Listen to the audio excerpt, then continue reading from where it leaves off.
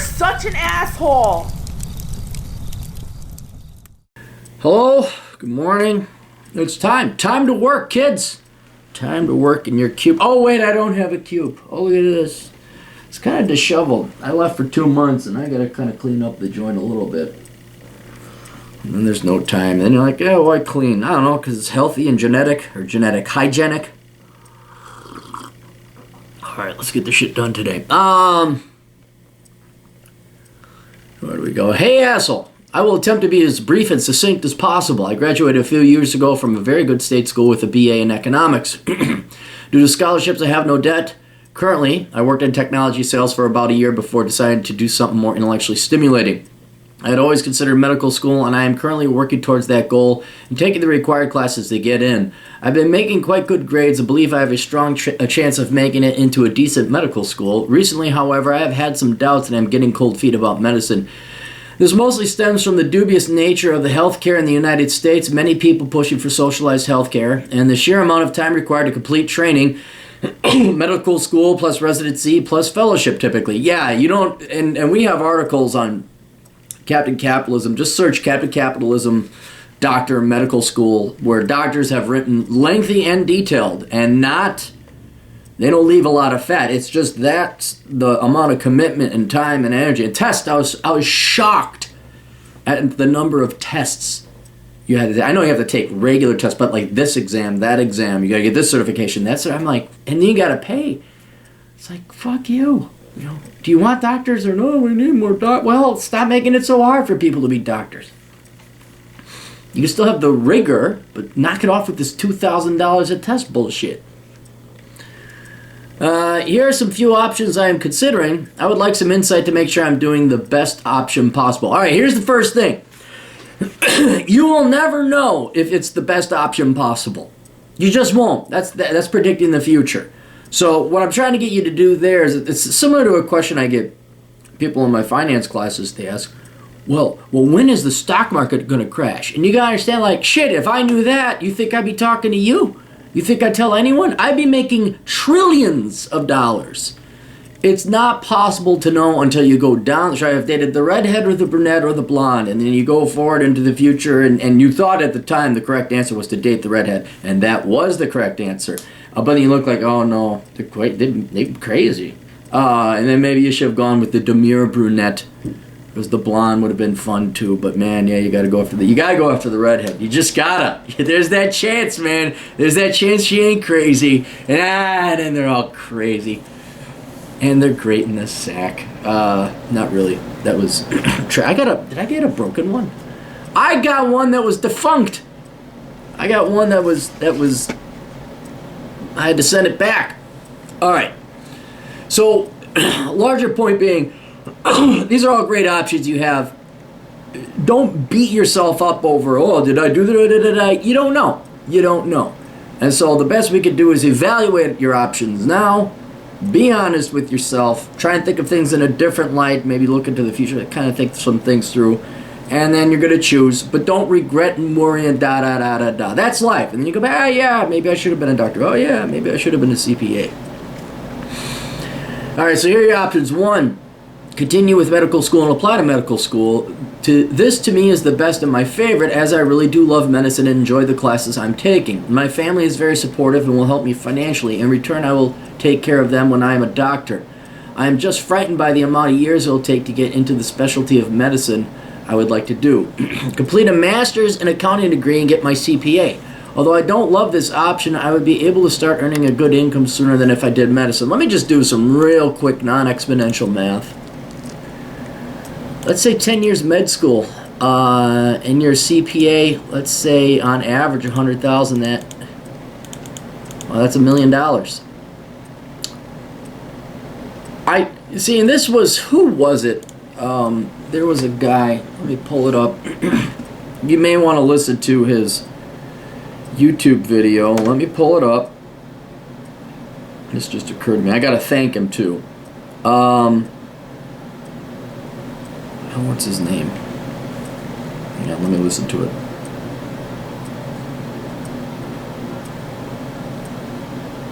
Give me a second, I'm getting his name. Bradley James Ritter. That's the guy, Dr. Bradley James Ritter. He did a video on worthless degrees, and he was talking about how he got his doctorate in chemistry, and he would have been better off going into the trades 2 years, making money, because the money he would have made at that time, not even invested, would have made him more money long term. Now, you invest that money, and not to mention you ain't got no debts. Mathematically, it's really hard to beat that CPA.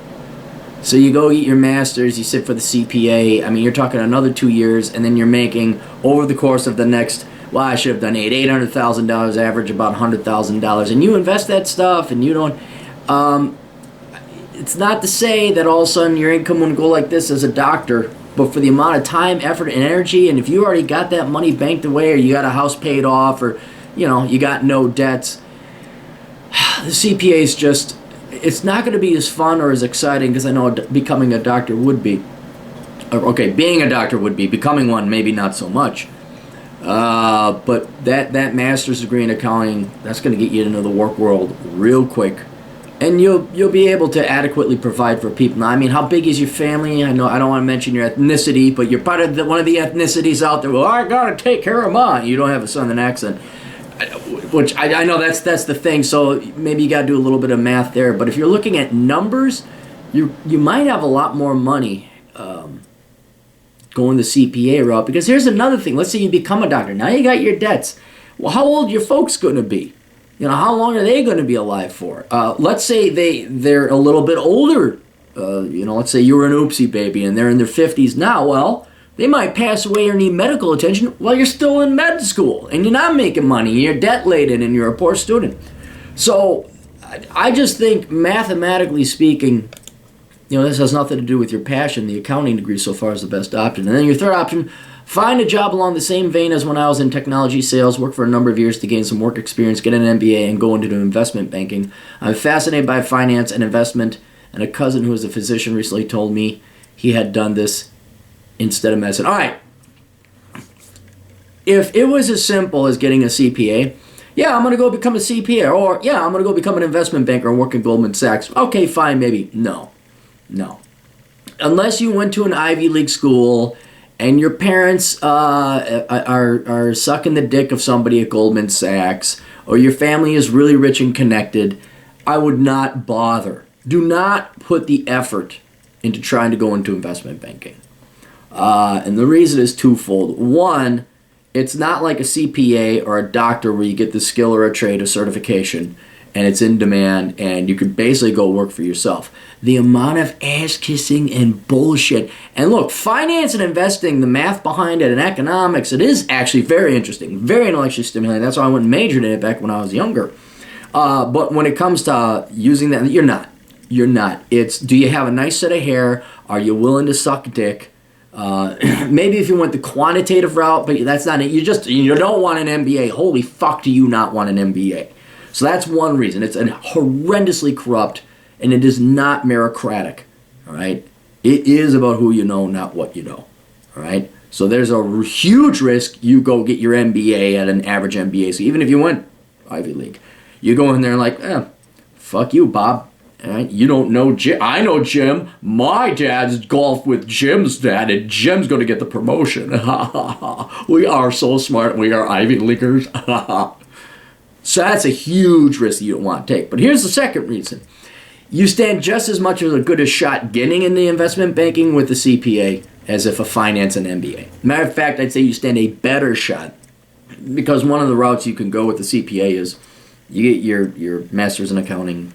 You may not even have to get your master's depending on your state. You could just sit for a couple master's courses to sit for the CPA exam. You get your CPA, you could work in one of the big four, auditing or taxes or whatever. You get experience in a particular industry, and then you have a much stronger resume to go and approach an investment bank and get into investment banking that way. Also, becoming a CPA, you're going to learn not only what you learn in finance about valuation, forecasting, financial statement analysis, but you'll be better than most finance majors. Most finance majors and MBAs, they get about that far into accounting. Then it becomes hard. I don't want to do things hard. I'm an MBA major.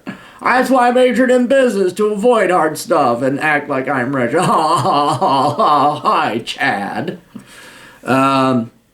So I think the MBA, go work, get some experience, get your MBA. No. That's an absolute no. So now it's between getting your CPA, which does not preclude you from going into investment banking. It actually helps you get into investment banking. Or becoming a doctor. So I asked you, some life questions, because it's like, well, what do you want out of life? Because, where'd my email go? Because, like, if you had a wife and kids and this and that, and you want to have wife and kids soon, well, then med school, dude, that's hard. You got to find the right wife for that. And she may be gone, and you're not going to spend no time with your kids, and that's what life is really about, is spending time with people. Damn, that's good coffee. But if, you're swinging bachelor and, okay, well, you could become a doctor. I'm picturing you becoming Doctor Strange before the accident and he loses his hands. Aaron, thank you very much for prompt response. I am not married and have no kids as of now. I am, however, seriously dating a girl, and she has alluded many, many times to us eventually living together. No! She was a STEM major in college and does very, very well for herself financially. That's awesome. As far as I would like to start a family and have children in the near future. I'd like to travel maybe once or twice a year. If I couldn't travel, it really wouldn't be the end of the world. Otherwise, I'm in no way concerned with the material trappings of extreme wealth. I just want to make sure I could take care of my mother when she retires and enable myself to have a family that is very financially secure. I typically dress, eat, and live modestly and well within my means. I would also like to add one more thing. Professionally, my interests lie in finance and medicine. I find both fields very interesting, money notwithstanding. If I do end up choosing medicine, option one of the three options I sent you, I would like to practice in private practice after all my training is complete for 10 to 15 years and attempt to start a hedge fund. Wait, hang on. Whoa. Okay, now you're going all over the place, dude. I would like to practice for 10 and then attempt to start a hedge fund. My mother worked a physician who did this, and many of the doctor's colleagues tried to leave the hospital and join him. Okay, that's one instance, dude. That's one instance. And you're going to need a CPA to go start a hedge fund. That much is simple. You're going to need an accounting background to do that. Or at least one that isn't like Slick Salesman Willie Dickerson type of hedge fund that goes bankrupt. As far as funding goes, I'll pay for a video, blah, blah. All right. Here's what I'm going to recommend you do. I'm going to recommend the CPA. And the reason why is you want to have a family, you want to have one soon. And even though the CPA is no cakewalk, or a master's degree is no cakewalk, it's going to get you stable employment right off the bat. It will be a skill that will last you for the rest of your life. You're going to spend less time, a lot less time, than you will in med school getting your certification, getting ready to work. You're going to start working way earlier. You're going to save up a lot more money. And again, there's no way to really forecast it because, if you become a brain surgeon, then over your lifetime, you probably make more money than you would a CPA. If you just become standard family practice, well, you're not going to make as much as a CPA. But mathematically speaking, especially if you invest your money and you live a frugal life, I'd go the CPA route, dude. I'd go the CPA. And here's another thing you got to realize. After a while, it doesn't matter. I had a woman who was a doctor. She was a plastic surgeon. And she says, you know what, you think the job's going to be great and everything. She had big cans. Oh, she was good looking. You think that, I want to be this because my career will be interesting and the career will be interesting forever. It's like every job gets boring. She's one of the gals or one of the people that never kind of challenged me to realize all jobs suck. Even the ones that are great, all jobs suck. In the end, and maybe some suck more than others. But it's not like you're finally going to become a doctor after 10 years sitting in fucking school, and then you're just going to be, yay, the entire time until you retire from being a doctor. It's going to be, shit, I got to go in, I got to deal with some guy that's coughing up blood, does he have tuberculosis? I mean, shit, that's another thing right there. You got to worry about getting disease and all that other stuff. I would do the CPA thing because it's more conducive to what you want to do in life, and that is have kids and maybe go travel. It'll, unless you fuck it up, you'll be able to help your mom retire. What are your folks doing that they're paying for all your college, but they run out of money and they need you to take care of them? It seems like they're doing rather well themselves. So I don't even know that you need money to pay for two families, yours and your mother. I mean, you may maybe just watch over, be there for her. Yeah, the CPA is plus, life is not about sitting in fucking school another 15 fucking years. I would go, yeah, definitely the CPA. Go travel, have fun. Don't buy expensive shit. That's a waste of time. I wouldn't do that. But talk to this girl, see if you guys want to get married. She sounds like good wife material, STEM degree and all that. She was a kid, and then she goes off and makes her own damn money. Yeah, I'm pretty confident on the CPA. But you're gonna have to make that decision yourself. I know the CPA doesn't sound exciting, and it's not. But man, it's just gonna be a lot easier, I think, on you in terms of taxing you, in terms of time and resources to start working a career and ease of life. All right, that's it. You guys got questions? I got answers over at Asshole Consulting.com. We'll see you guys later. Toodles.